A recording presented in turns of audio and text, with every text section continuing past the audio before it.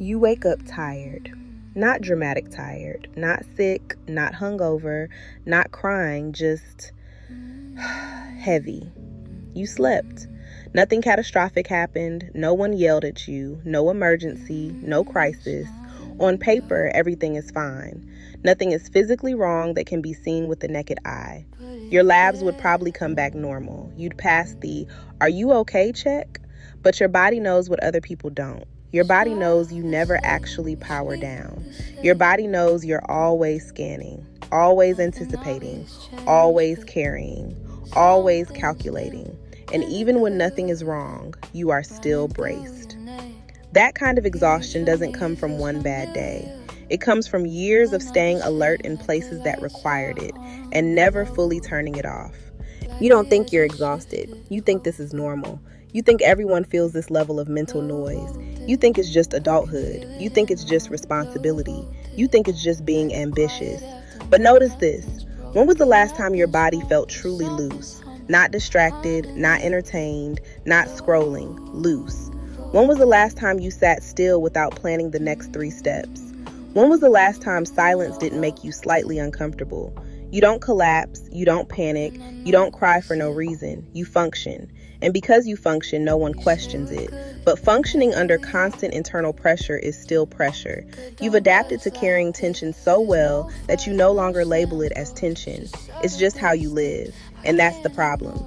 Because when something becomes normal, you stop asking whether it's healthy. You don't collapse. You function.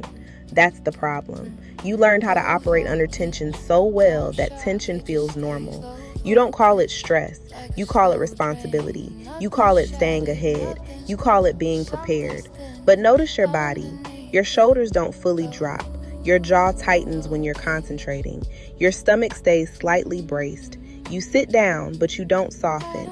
You're listening, but you're also analyzing. You're talking, but you're also anticipating how your words will land. You replay conversations hours later. You pre-plan responses before anyone finishes speaking. You adjust yourself mid-sentence to avoid conflict. Your body is always a few steps ahead of the room, because somewhere along the way, staying ahead kept you safe. So now calm doesn't register as calm. It registers as be careful. And that hyper alert state costs energy. Not dramatic energy, not explosive energy, constant energy, low-level vigilance, background scanning, micro-adjusting. And when you live in that state long enough, exhaustion becomes invisible. It feels like personality. It feels like adulthood. It feels like this is just how I am. But your nervous system doesn't think you're just busy. It thinks you're in survival mode. And survival mode is expensive. You don't actually process things when they happen. You adapt. Someone disappoints you, you say, it's fine. Something hurts you, you say, I get it. You feel overwhelmed, you say, I'll handle it. You move on quickly, too quickly, because pausing would mean feeling it, and feeling it would slow you down. So instead you compress. You swallow irritation. You downplay frustration. You reframe things before your body even finishes reacting. You tell yourself it wasn't a big deal, but your nervous system doesn't believe that. Your nervous system still registers the spike, the tight chest, the heat in your face, the quickened breath. You don't release it, you store it. And stored emotion takes energy. It takes energy to stay composed when you're actually upset. It takes energy to be agreeable when you're hurt. It takes energy to remain low maintenance when you're carrying unmet needs. You are tired because you are holding feelings you never let move through you. Your body is doing the emotional work in the background that you won't slow down to do consciously. And that kind of silent processing, it drains you. Not all at once, but constantly. You are not just handling your responsibilities.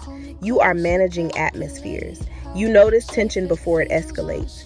You soften your tone when someone else is stressed. You remember who's sensitive. You remember who needs reassurance. You remember what was said 3 weeks ago that might still be lingering. You track birthdays, deadlines, emotional temperature, unspoken shifts. No one assigns you this role. You assume it. And because you do it quietly, no one counts it. You walk into rooms and immediately scan. Who's off? Who's upset? Who needs calming? Who's about to drop the ball? You adjust yourself to stabilize the space. At work, in friendships, in relationships, In family dynamics, you are the regulator, the planner, the anticipator, the emotional buffer, and none of that shows up on a task list, but it burns energy. Mental load burns energy. Emotional labor burns energy. Being the steady one burns energy. You are tired because you are carrying weight no one else realizes exists. And because it's invisible, you don't even feel justified in being tired. You're still showing up. You're still meeting deadlines. You're still answering messages. You're still being the dependable one. So no one thinks you're exhausted, including you. Because exhaustion in your mind looks like falling apart. And you're not falling apart. You're operating. But functioning under constant demand is not the same thing as being restored. You complete tasks, but you don't feel replenished. You finish the week, but you don't feel reset. You take a day off, but your mind doesn't turn off with you. You lie down, but your thoughts keep moving. You smile, but your body feels heavy. You laugh, but your chest feels tight. You're productive, but you're not at ease.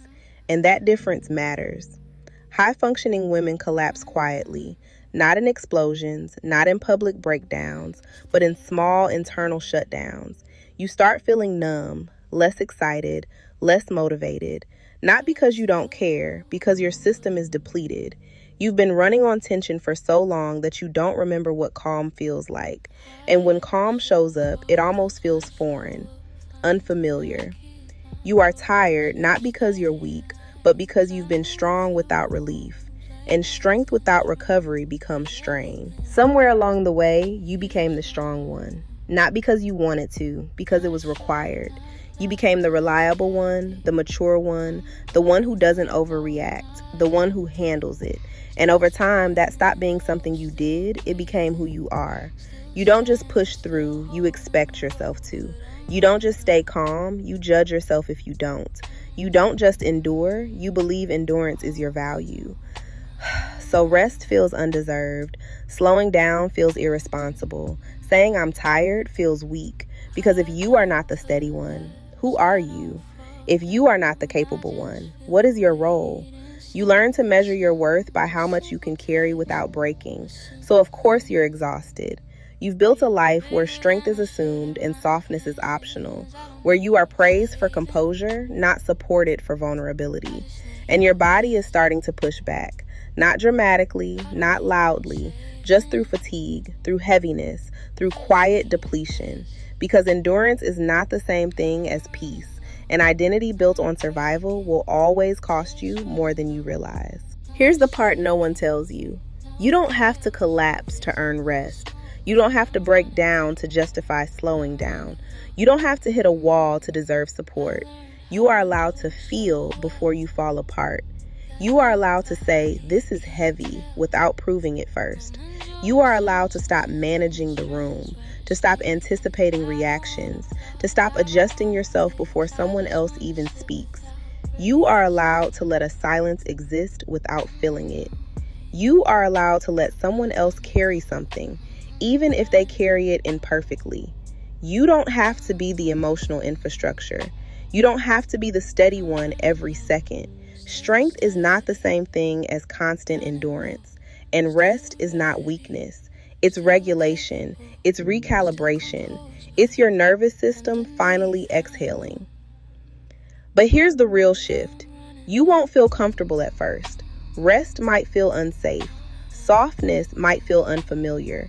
Receiving might feel awkward. That doesn't mean it's wrong. It means it's new. So here's the challenge. The next time you feel the urge to handle everything, pause.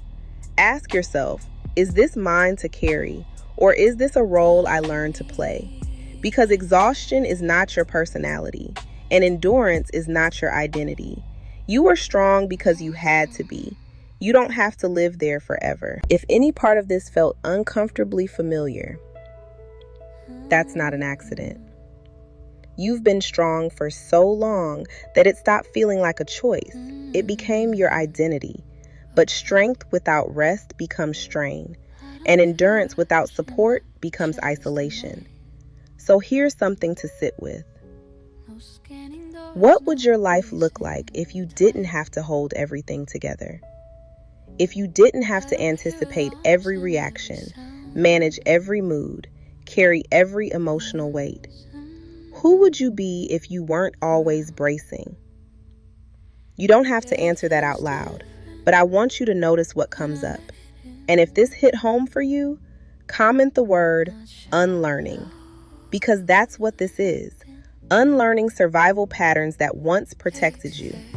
If this helped you put language to something you felt but never said, like the video, subscribe, turn on your notifications, and stay here, because we're not just talking about being strong. We're learning how to be regulated. I'll see you in the next episode.